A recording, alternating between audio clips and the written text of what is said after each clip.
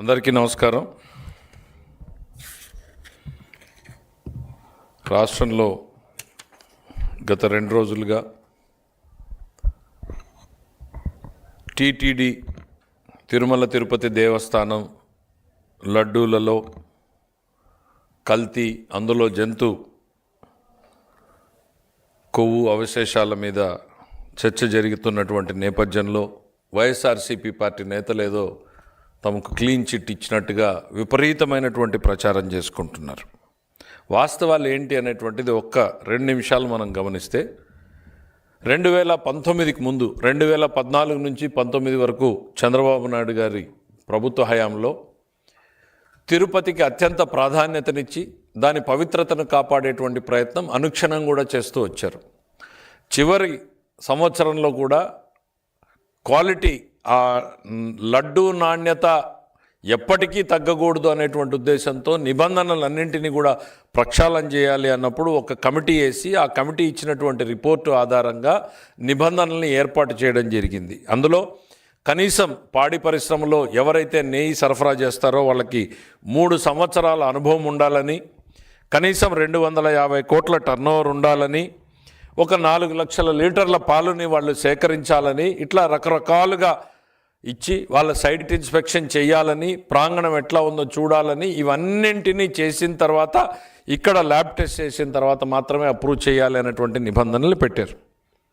2019లో ప్రభుత్వం మారిన తర్వాత, జగన్మోహన్ రెడ్డి గారి ప్రభుత్వం అధికారంలోకి వచ్చిన తర్వాత ఏర్పాటైనటువంటి కమిటీ మళ్ళీ ఈ నిబంధనలన్నింటినీ సరళీకృతం చేయడం కోసం ఒక కమిటీని వేసుకున్నారు. ఆ కమిటీ ఏం రిపోర్ట్ ఇచ్చింది అంటే 150 కోట్లు టర్నోవర్ ఉంటే చాలు, సంవత్సర అనుభవం ఉంటే చాలు అని ఇంకా అనేక నిబంధనలన్నింటినీ నీరుగార్చేటువంటి ప్రయత్నం చేశారు. ఇక్కడే పునాది పడింది ఈ అక్రమాలన్నింటికీ కూడా. మూలం ఇక్కడే, ఈ దుర్మార్గపు ఆలోచనతోనే పునాది పడింది. ఆ రోజు నుంచే లడ్డూలో కల్తీ మొదలైంది అనడానికి మనకి ఆధారాలు ఉన్నాయి. ఎట్లా అనంటే, ఒకవైపు భక్తుల మనోభావాలు, తిరుపతికి వెళ్ళినటువంటి ప్రతి ఒక్కరూ కూడా అత్యంత ప్రీతిపాత్రంగా చేసేది దేవుడి ప్రసాదమైనటువంటి లడ్డు. నాణ్యత తగ్గింది తగ్గింది తగ్గింది అనేటువంటి చర్చ ఎప్పుడైతే మొదలితే ప్రతిపక్షంలో మేము కూడా ఈ నాణ్యత మీద అనేక సార్లు భక్తులుగానే మాట్లాడాం, రాజకీయ కోణంలో కాదు. ఆ తర్వాత ఇవాళ గవర్నమెంట్లోకి వచ్చిన తర్వాత చూస్తే అప్పుడున్నటువంటి ఈవో ఈ ల్యాబ్కి శాంపుల్స్ని పంపిస్తే వారి ప్రభుత్వంలో ఏర్పాటు చేసినటువంటి కమిటీ నేతృత్వంలో తీసుకున్న నిర్ణయాలలో సప్లై చేసిన నెయ్యిని CFTRI, central food technological research institute, మైసూరుకు పంపిస్తే వాళ్ళు అందులో కల్తీ జరిగింది అని 2022లోనే తేల్చారు. అది ఏదైతే ఇప్పుడు మనం కెమికల్ గురించి, బీసిస్టోస్టెరాల్ గురించి మాట్లాడుతున్నామో, జంతు అవశేషాల గురించి మాట్లాడుతున్నామో, అది కూడా ఉంది అనేటువంటిది ఆ రోజున నిర్ధారించింది. ఈ నివేదికని తొక్కిపెట్టారు. 2022లో CFTRI ఇచ్చినటువంటి నివేదికని తొక్కిపెట్టారు. దీని మీద ఎటువంటి చర్యలు తీసుకోలేదు. ఇది నేను చెప్తున్నటువంటి మాట కాదు. ఇవాళ ఏ సిట్ అయితే ఉందో ఆ సిట్ నివేదిక దీన్ని స్పష్టంగా తేల్చి చెప్పింది. మరి ఎందుకు చర్యలు తీసుకోలేదు వీళ్ళు? ఒకవైపు మేము నాణ్యతకి ఇచ్చినటువంటి గైడ్లైన్స్ని డైల్యూట్ చేశారు, మరోవైపు మీరు సరళీకృతం చేస్తూ ఇందులో కల్తీ జరిగింది అని వస్తే కూడా మీరు చర్యలు తీసుకోలేదు అని అంటే మీకు దేవుడి పట్ల, దేవదేవుడి పట్ల ఏ రకమైనటువంటి నమ్మకం కానీ విశ్వాసం కానీ లేదు. మీరు ఒక కమర్షియల్ ట్రాన్సాక్షన్గా మాత్రమే దీన్ని చూశారు. దానికి తర్వాత వచ్చినటువంటి సంఘటనలు ఏదైతే ఇప్పుడు మనకి చర్చ జరుగుతూ ఉందో, ఈ బోలే బాబా వీళ్ళందరూ సప్లై చేసినటువంటిది 2022లో వైవి సుబ్బారెడ్డి గారికి పిఏగా పనిచేసి అత్యంత సన్నిహితుడైనటువంటి చిన్న అప్పన్న అనేటువంటి వ్యక్తి ఆ బోలే బాబా డైరీని సంప్రదించాడు. మీరు లీటర్కి మాకు 25 రూపాయలు ఇవ్వాలి అని. ఇది నేను చెప్పింది కాదు, సిట్ నివేదికలో చాలా స్పష్టంగా పేర్కొంది. వాళ్ళు మేము ఇవ్వము అనేటువంటిది మొండికేస్తే ఇతను తన యంత్రాంగంలో ఉన్నటువంటి వ్యక్తులందరినీ ఉపయోగించి వాళ్ళని నిబంధనల్లోకి రారు అని సర్టిఫికేట్ ఇప్పించి వాళ్ళని డిస్క్వాలిఫై చేయించారు. చేయిస్తే వాళ్ళు రకరకాల రూట్లలో దీంట్లోకి చొరబడ్డారు. వేరే కంపెనీలు పెట్టి, ఆ కంపెనీలు పెట్టి, ఆ డీటెయిల్స్ అన్నింటిలోకి నేను పోవడం లేదు. వీళ్ళు దీన్ని ఒక కమర్షియల్ ట్రాన్సాక్షన్ లాగా చూశారు తప్ప దేవదేవుడికి భక్తితోటో ప్రేమతోటో అభిమానంతోటో చేయాల్సినటువంటి ఈ ప్రక్రియలో వీళ్ళు ధన సంపాదనకు చూసేటువంటి ప్రయత్నం చేశారు. ఆ తర్వాత ఇవాళ సిట్ క్లియర్గా చెప్పింది దాదాపు 240 కోట్ల రూపాయల ఫ్రాడ్ జరిగింది. ఇందులో 4 కోట్ల రూపాయలు చిన్న అప్పన్న అకౌంట్లకు వచ్చాయి, అక్కడి నుంచి ఇతర అకౌంట్లకు మళ్లించబడ్డాయి. ఆ ఎవరి అకౌంట్లకు పోయినాయి అనేటువంటిది కూడా బయటికి రావాలి, ప్లస్ క్యాష్ ఇచ్చారు అనేటువంటిది ఇవన్నీ కూడా వెలుగులోకి రావాలి. ఇది ఒక ఆస్పెక్ట్.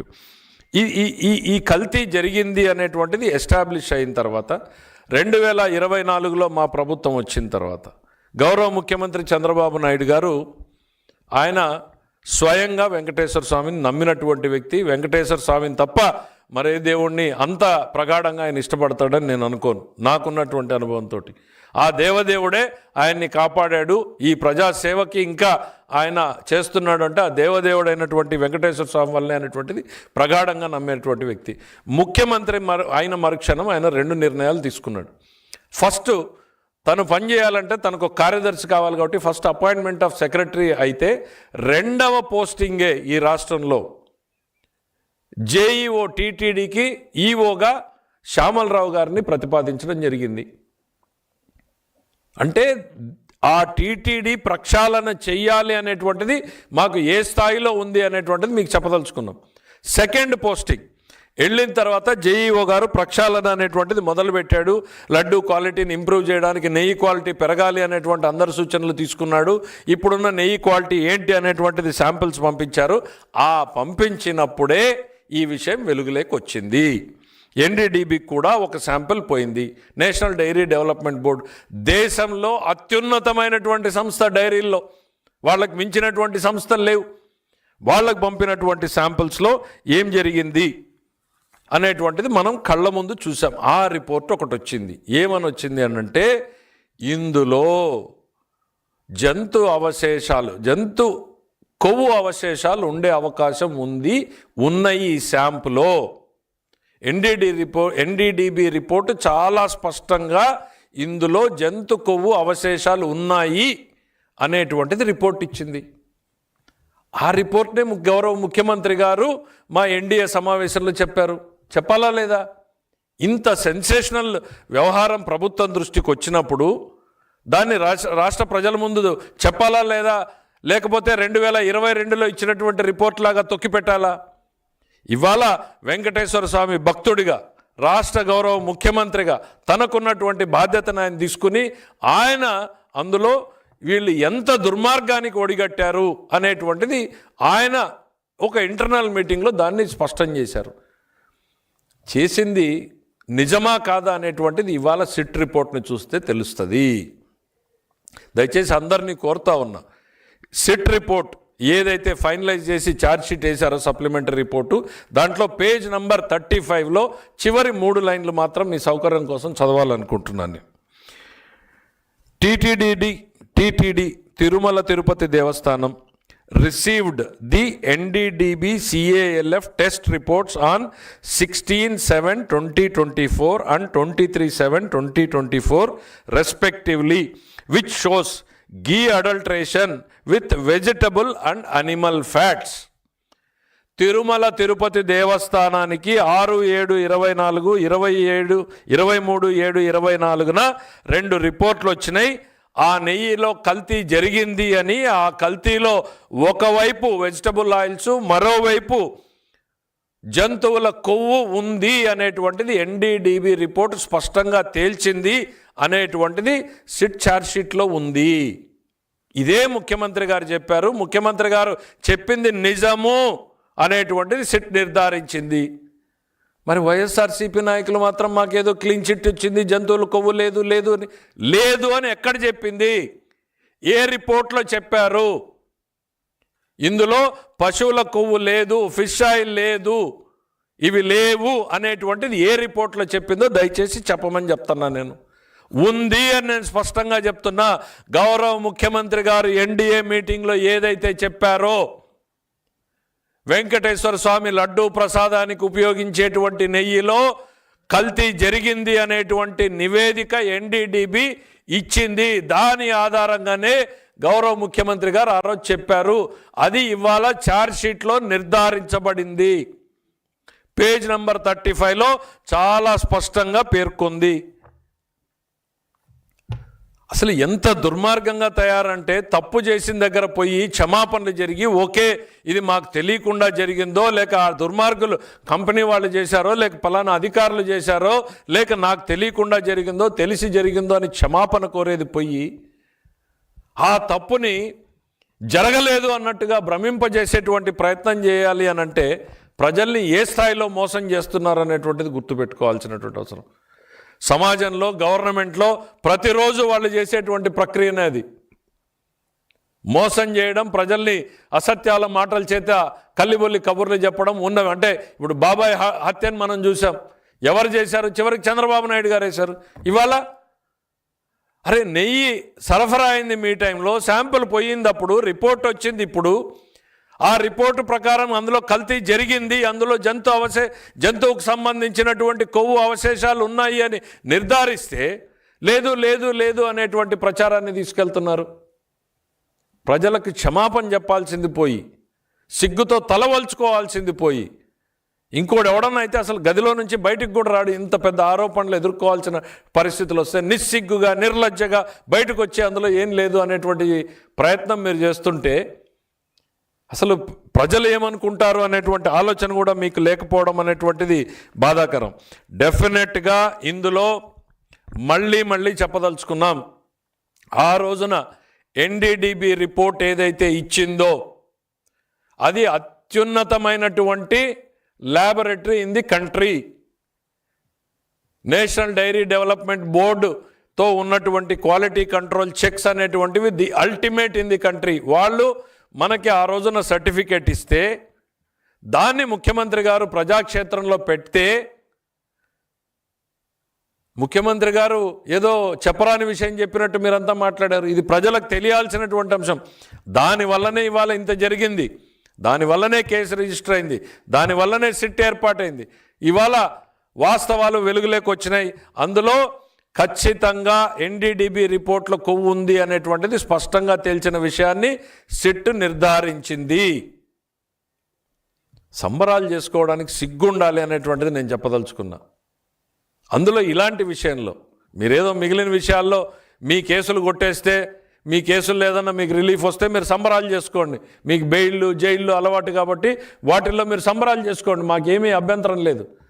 దేవదేవుడికి సంబంధించినటువంటి విషయంలో తప్పు జరిగింది అనేటువంటిది స్పష్టంగా చెప్తూ ఉంటే, కల్తీ జరిగింది, జరిగిన కల్తీలో జంతుకో అవశేషాలు ఉన్నాయి అని చెప్తా ఉంటే లేదు లేదు అని చెప్పుకునేటువంటిది నిజంగా అది మీకే సాధ్యమైంది అనేటువంటిది మీకు ఈ ప్రజలు అర్థం చేసుకుంటున్నారు.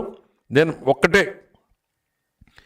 ముఖ్యమంత్రి గారిని కూడా మేము కోరదలుచుకున్నాం, ఇది ఇక్కడితో ఆగకూడదు. ప్రజలకు వాస్తవాలు అనేటువంటివి తిరుమల తిరుపతి దేవస్థానానికి సంబంధించినటువంటి ఇది ఒక రాజకీయ కోణంలో మేము ఎప్పుడు కూడా చూడడం లేదు. రాజకీయాల కోసం తిరుమలని, వెంకటేశ్వర స్వామిని ఉపయోగించుకునేటువంటి ప్రయత్నం మేము ఏమాత్రం కూడా చేయట్లేదు. మా గౌరవ ముఖ్యమంత్రి గారు ఆదేశాలు చాలా స్పష్టంగా ఇచ్చారు. ఎటువంటి పరిస్థితుల్లోనూ కొంత మనం ఇబ్బంది పడినా సరే వెంకటేశ్వర స్వామిని రాజకీయ వివాదాల్లోకి రాకూడదు అని. కానీ విధి లేనటువంటి పరిస్థితుల్లో జరుగుతున్నటువంటి విపరీతమైనటువంటి ప్రచారాలని చూడలేక ప్రజల ముందు వాస్తవాలు పెట్టాలి అనేటువంటి ఉద్దేశంతోనే మేము ఇవాళ ఒకరో ఇద్దరో మాట్లాడడం జరుగుతూ ఉంది.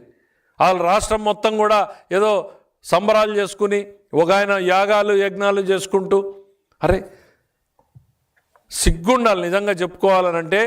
ఇట్లాంటివి జరిగాయి అనేటువంటిది ఇంత స్పష్టంగా పేజ్ నంబర్ 35లో ఛార్జ్ షీట్లో ఎన్డీడీబీ రిపోర్ట్లో జంతువుల అవశేషాలు ఉన్నాయి, జంతువులకు సంబంధించినటువంటి కొవ్వు అవశేషాలు ఉన్నాయి అని చెప్పినప్పుడు వాటిని మరుగునపరిచి ఏదో చెప్పేటువంటి ప్రయత్నం మీడియా చేతిలో ఉంది కదా అని విపరీతమైనటువంటి ప్రచారం చేయడం అనేటువంటిది అత్యంత బాధాకరం. ఇప్పటికైనా వాళ్ళ వైఖరిలో మార్పు రావాలని నేను కోరుకుంటున్నాను. తిరుమల మీకు ఎట్లాగో నమ్మకం లేదు, వెంకటేశ్వర స్వామి పట్ల మీకు నమ్మకం లేదు అనేటువంటిది చాలా స్పష్టంగా పలు సందర్భాల్లో మీరు చెప్పకనే చెప్పారు. దేవదేవుడికి సతీ సమేతంగా వెళ్ళాల్సినటువంటి పట్టు వస్త్రాల సమర్పణలో మీరు చేయడం లేదు. ఆ వెంకటేశ్వర స్వామికి వెళ్ళేటప్పుడు అన్యమతస్థులు వెళ్ళాలనుకున్నప్పుడు సంతకం పెట్టి వెళ్ళాలి అని అంటే మీరు ధిక్కరించి వెళ్ళారు. సంతకం పెట్టాల్సిందే అని ఇవాళ గట్టిగా చెప్పేటప్పటికి తిరుమలకి వెళ్ళడమే మానేశారు. ఇది తిరుమలకు మీరు ఇచ్చేటువంటి గౌరవం. ఎస్, మీ వ్యక్తిగతంగా మీరేమైనా చేసుకోండి. ఇక్కడ భక్తుల మనోభావాలు ఉంటాయి. కోట్లాది మంది దేవదేవుడుగా భావించేటువంటి వెంకటేశ్వర స్వామి పట్ల మీకెటువంటి అభిప్రాయం ఉండని మాకు అభ్యంతరం లేదు. కలియుగ ప్రత్యక్ష దైవంగా భావించేటువంటి కోట్లాది మంది ప్రజానీకం ఉన్నారు. ఆయన తప్ప వేరే దేవుడు లేడు అని నమ్మేవాళ్ళు ఉన్నారు. ఆయన విషయంలోనైనా నిజాయితీగా ఉండండి. ఆయన విషయంలోనైనా చిత్తశుద్ధితో ఉండండి. మీకు ఇష్టం లేదు, వదిలేయండి. ఇవాళ నమ్ముతున్నటువంటి మేమే చెప్తున్నాం, ఆయన్ని రాజకీయాల్లోకి లాగొద్దండి. మా ముఖ్యమంత్రి గారు చాలా స్పష్టంగా చెప్పారు, ఎటువంటి పరిస్థితుల్లో తిరుమల ప్రాశస్త్యం తగ్గకూడదు. రాజకీయాలలో మనకు ఈ దుర్మార్గ ప్రచారం ఏం జరిగినా మనం ఆ రాజకీయ కోణంలో చూడనివ్వకూడదు అనేటువంటిది. అందుకే ఎవ్వరు కూడా తిరుమల తిరుపతి పవిత్రతని దెబ్బతీసే రకంగా మాట్లాడకూడదు అనేటువంటిది స్పష్టమైన ఆదేశాలు పెట్టుకున్నాం. ప్రక్షాళన కొనసాగాల్సిందే. ఇందులో జరిగిన వాస్తవాలన్నీ కూడా ప్రజల ముందు పెట్టాల్సిందే. ఇంకా డీటెయిల్డ్గా కూడా డిపార్ట్మెంటల్ ఎంక్వైరీస్ ఎవరెవరు ఎప్పుడెప్పుడు ఏమేం తప్పులు చేశారు ఇంకా డీటెయిల్డ్గా కూడా ప్రజల ముందు పెట్టాలి. ఇది ఒక కోణంలో మాత్రమే చేశారు. ఒక జరిగిందా లేదా అని, జరిగింది అని స్పష్టంగా తేలిన తర్వాత దీనికి బాధ్యులు ఎవరు, అల్టిమేట్గా దీన్ని నడిపించిన వాళ్ళు ఎవరు అనేటువంటిది కూడా తెలియాల్సినటువంటి అవసరం ఉంది. దయచేసి మళ్ళీ కోరుతున్నా, తిరుమల తిరుపతి వెంకటేశ్వర స్వామిని రాజకీయాల కోసం వాడొద్దండి. ఆయన కోట్లాది మంది ప్రజలకు ప్రత్యక్ష దైవము. మేమందరం ప్రగాఢంగా విశ్వసించి నమ్మి నడుచుకునేటువంటి వ్యక్తులము. మీ ఆలోచనలు ఏమున్నా, మీకు ఇందుకు భిన్నంగా ఆలోచనలు ఉన్నా సరే మీరు ఇతర మతాల్ని గౌరవించడం నేర్చుకోండి. ఇది మాత్రం నేను జగన్మోహన్ రెడ్డి గారిని ప్రత్యేకంగా కోరుతున్నా. Thank you.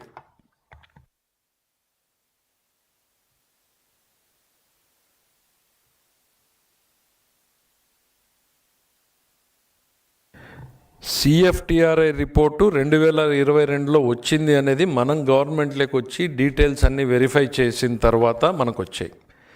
దాంట్లో వాళ్ళు చాలా స్పష్టంగా ఇదే చెప్పారు. ఇప్పుడు ఏదైతే జంతు అవశేషాలు ఎట్లా ఉన్నాయి అనేటువంటిది కనుక్కుంటారు అని అంటే పలానా కెమికల్ ఎస్టాబ్లిష్ అయినప్పుడు వస్తుంది అని. అది ఆ రోజు సిఎఫ్టిఆర్ఐ ఇచ్చిన రిపోర్ట్లో కూడా అది ఉంది. దాన్ని తొక్కిపెట్టారు. అది కూడా ఆ ప్రస్తావన కూడా ఉంది. దానికి బాధ్యులు ఎవరు? ఈవో కాదా, లేకపోతే చైర్మన్ కాదా, కమిటీలో చర్చ జరిగిందా లేదా? సో అందుకే నేను అన్నది, దీంట్లో చాలా విషయాలు ఇంకా బయటికి రావాల్సినటువంటి అవసరం ఉంది. గౌరవ ముఖ్యమంత్రి గారు రేపు వచ్చిన తర్వాత, ఎందుకంటే వారు టూర్లో ఉన్నారు, వచ్చిన తర్వాత వారు ఏ రకమైనటువంటి దీని మీద నిర్ణయాలు తీసుకుంటారు అనేటువంటిది కూడా మనం అందరం వెయిట్ చేయాలి. ఆయన ఒకటి రాష్ట్రానికి ముఖ్యమంత్రి, రెండవది ఫస్ట్ ఆయన వెంకటేశ్వర స్వామి భక్తుడు, రెండవది ఆయన రాష్ట్ర ప్రజలకు బాధ్యతగా ఉండేటువంటి ముఖ్యమంత్రి. కాబట్టి డెఫినెట్గా ఆయన నుంచి మనం భక్తులుగా అందరూ కోరుకునేది ఏంటంటే, ఆయన ఉన్నాడు కాబట్టి ఇందులో న్యాయం జరుగుతుంది, నిజాలు వెలుగులోకి వస్తాయి అనేటువంటిది నమ్ముతున్నారు. ముఖ్యమంత్రి గారు ఆ రోజు మాట్లాడిన రోజున చాలామంది అరే ముఖ్యమంత్రి గారు మాట్లాడారు ఏంటి అని అనుకుంటే, ఇవాళ ఛార్జ్ షీట్ చూసిన తర్వాత అది నిజమే, ఎన్డీడీబీ రిపోర్ట్ ఆధారంగా ఆయన మాట్లాడాడు అనేటువంటిది అందరికీ అర్థమవుతూ ఉంది. దాన్నే మళ్ళీ చెప్పేటువంటి ప్రయత్నం. మా రిక్వెస్ట్ వాళ్ళు చెప్పాలి, ఆ రోజున ఎందుకు ఆ సిఎఫ్టిఆర్ఐ రిపోర్ట్ని తొక్కిపెట్టారు అనేటువంటిది గౌరవ సుబ్బారెడ్డి గారు ఆ రోజు చైర్మన్గా ఉన్నారు, ఆయన చెప్పాలి. లేకపోతే ఆ రోజు కీలక పాత్ర పోషించినటువంటి ధర్మారెడ్డి గారు ఉన్నారు, ఆయన చెప్పాలి. లేక ఆ బోర్డులో ఇంకా ఎవరైనా యాక్టివ్గా ఉంటే వాళ్ళు చెప్పాలి. ఇవన్నీ కూడా దీని మీద మరింతగా లోతుగా అధ్యయనం జరగాలనేటువంటిది నేను కోరుకుంటున్నాను. Thank you. అదే కదా నేను చెప్పేది. ఒకవైపు ఛార్జ్షీట్లోనేమో ఖచ్చితంగా జంతువుల కొవ్వు ఉంది అనేటువంటి చెప్తా ఉంటే ప్రజల్ని భ్రమింపజేసేటువంటి ప్రయత్నం చేస్తున్నారు. ఏ దేవుడినైతే నమ్మరో ఆ దేవుడి దగ్గరికి వెళ్ళి మేము క్లీన్ చేస్తాం, మెట్లు కడుగుతాం, గుళ్ళు కడుగుతాం, గోపురాలు కడుగుతాం అంటున్నారు. మీరు దేవదేవుణ్ణి ఎంతవరకు నమ్ముతారో ఈ రాష్ట్రం చూసింది. మీరు ఈ గవర్నమెంట్ వచ్చిన తర్వాత తిరుమలకి వెళ్ళారా జగన్మోహన్ రెడ్డి గారు? వెళ్ళరు. ఖచ్చితంగా చెప్తున్నా, ఆయన వెళ్ళడు. ఎందుకంటే వెళ్తే సంతకం పెట్టాలి, పెట్టడానికి ఇష్టం లేదు. ఇంతకన్నా ఏం నిదర్శనం కావాలి?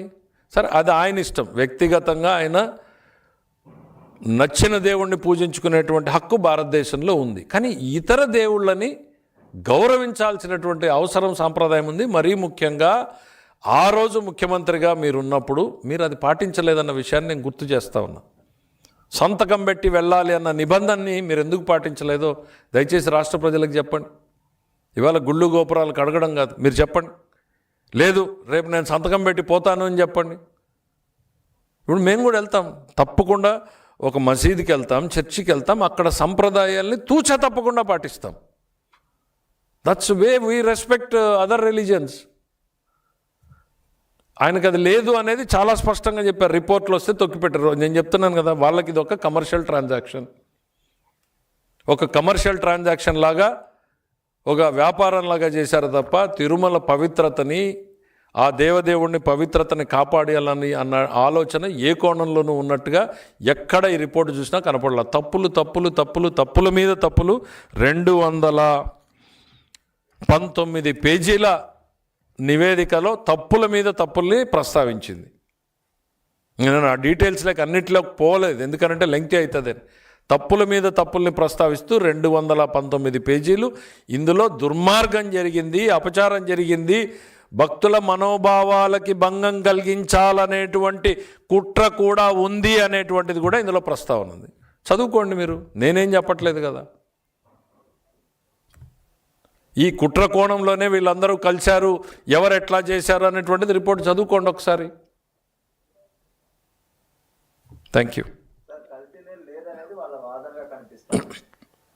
అదే కదా ఇంతసేపు నేను చెప్పింది ఏంటంటే, సార్ నేను ఒక్కటే చెప్తున్నా, ఎన్డీడీబీ క్లియర్గా జంతువుల కొవ్వు ఉంది అని చెప్పింది. మీరు జంతువుల కొవ్వు, ఫిష్ ఆయిల్ లేదు అనేటువంటిది ఏ నివేదిక చెప్పిందో మీరు చెప్పండి. చాలా స్పష్టంగా నేను వాళ్ళని అడుగుతున్నా. టాలో అంటారు ఇంగ్లీష్లో, టాలో ఫిష్ ఆయిల్ లేదు అనేది ఏ నివేదిక చెప్పిందో మీరు చెప్పండి.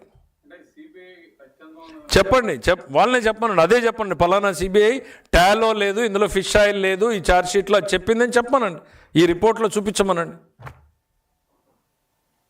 టాలో is the word. Tallow is the word అంటే ఈ కొవ్వుకు సంబంధించినటువంటి పదాన్ని టాలో అంటారు. ఎందుకంటే ఈ ఛార్జ్షీట్లన్నీ ఇంగ్లీష్లో రాస్తారు కాబట్టి అదే వాడాల్సి వస్తుంది. ల్యాబ్ రిపోర్ట్లను టాలో లేదు, ఫిష్ ఆయిల్ లేదు ఇందులో అనేటువంటిది ఎక్కడ చెప్పిందో చెప్పమనండి. ఐఎమ్ బీయింగ్ రిపీటింగ్ ఎందుకనంటే ఒక ఆవేదనతో. మామూలుగా నా ప్రెస్ మీట్లు 7 నిమిషాలకు మించి నేను మాట్లాడను. ఇంతసేపు మాట్లాడానంటే ఆవేదనతో ఇది వాళ్ళకి ఎక్కుతుందా లేదా అనేటువంటి దానికోసమే చెప్తా ఉన్నా. ఎన్డీడీబీ చాలా స్పష్టంగా చెప్పింది, పేజ్ నంబర్ 35లో సిట్ ఛార్జ్షీట్లో చెప్పింది ఇందులో ఉంది అని. మీకు ఎక్కడుంది ఇందులో టాలో కానీ ఫిష్ ఆయిల్ కానీ లేదు అనేటువంటిది ఎక్కడుందో చెప్పండి. Thank you. Right sir.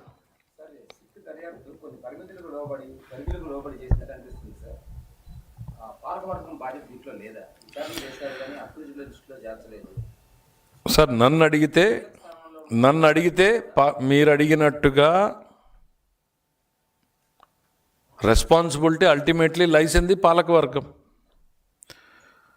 So అందుకే ఇప్పుడు గవర్నమెంటు ఆ రిపోర్ట్ని వాటిని రేపు గౌరవ ముఖ్యమంత్రి గారు టూర్ నుంచి వచ్చిన తర్వాత స్టడీ చేసి ఫర్దర్ కోర్స్ ఆఫ్ యాక్షన్ ఏంటి అనేటువంటిది మనం ఆలోచించుకోవాలి. ఎందుకనంటే you are also very concern. నాకు అర్థమవుతూ ఉంది ఈ రాష్ట్రంలో ఆ కన్సర్న్ అనేది చాలామందికి ఉంది.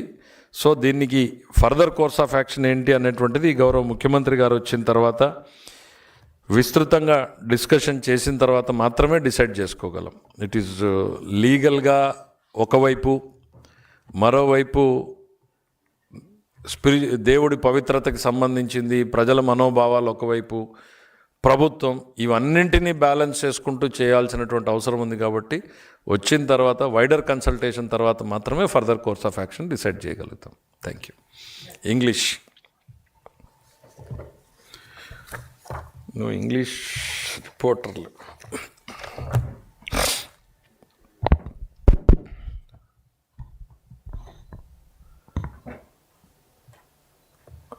అందరికీ నమస్కారం. I just want to bring to your notice the latest supplementary charge sheet filed by the SIT appointed by the Supreme Court of India on the Tirumala Tirupati Devasthanam Laddu adulteration case.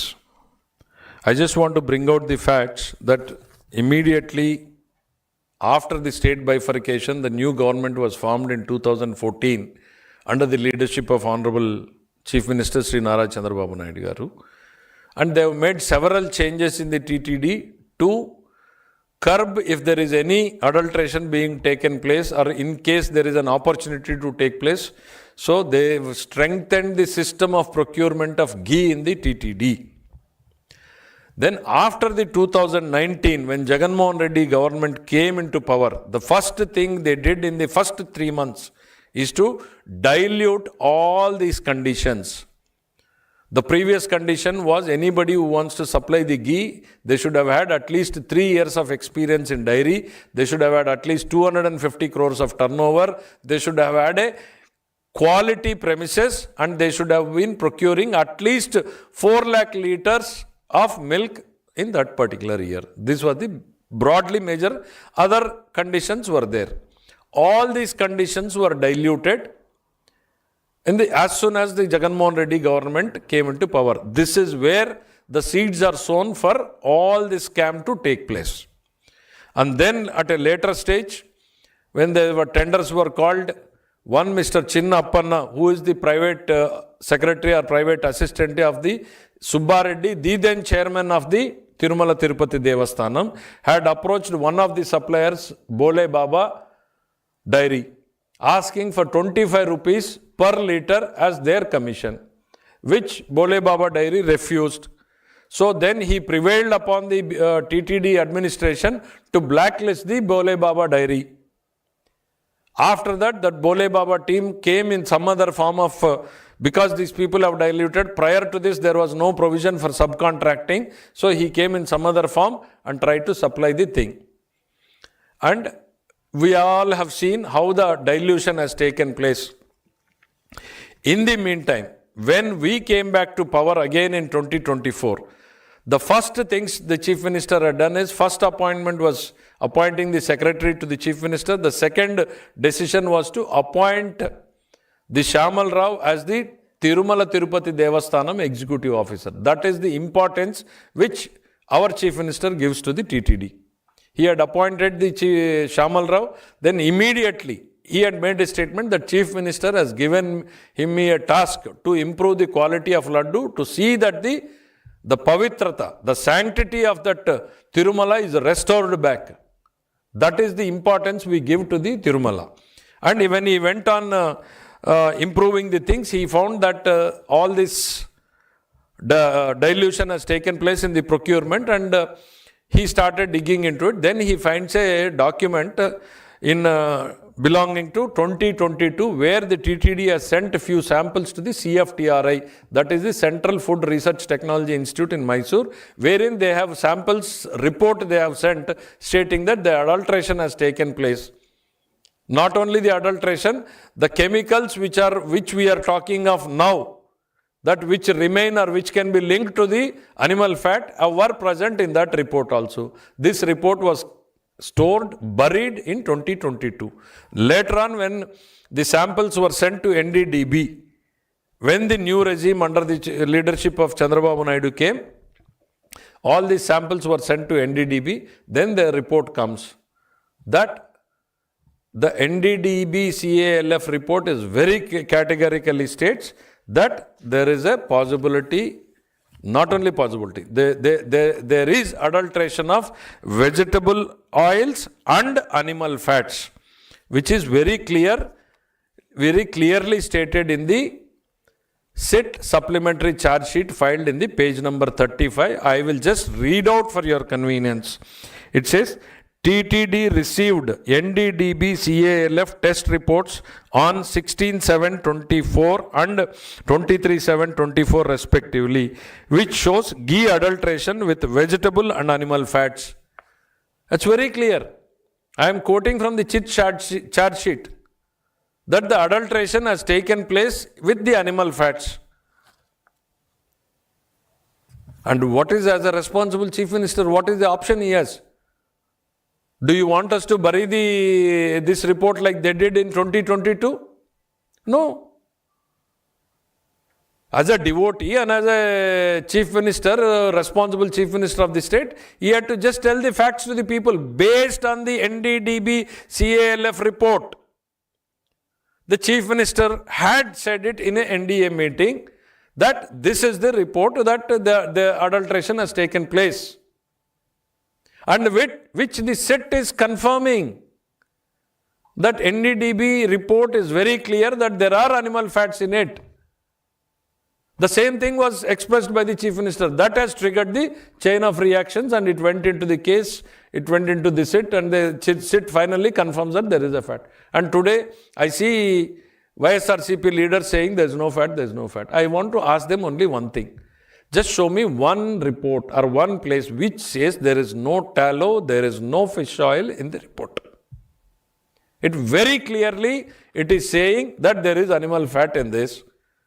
And just show me one thing where it says there is no tallow, no fish oil in this adulteration, in this ghee. No. There is adulteration. And it clearly says with what it is adulterated.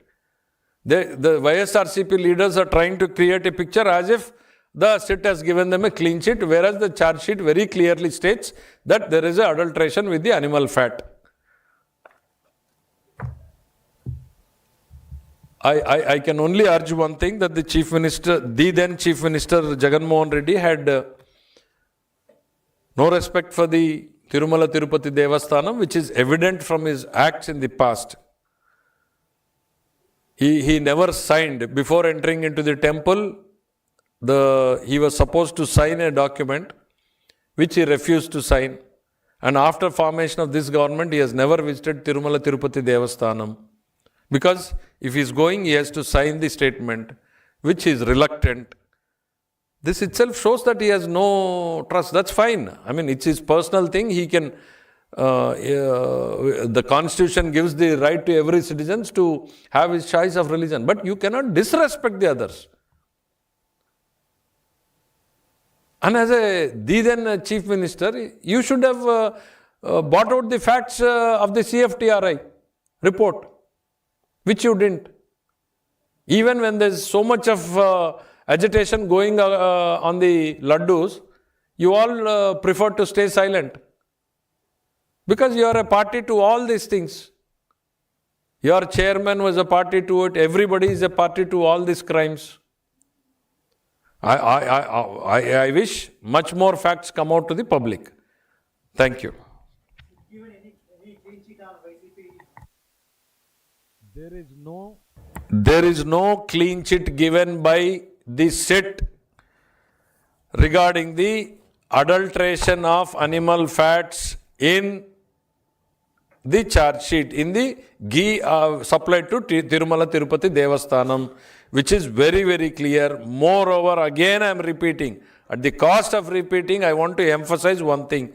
The SIT in page number 35 has very clearly stated that NDDB CALF has given a report stating that there is a mixture of vegetable oils and animal fat in the ghee supplied to the Tirumala Tirupati Devasthanam.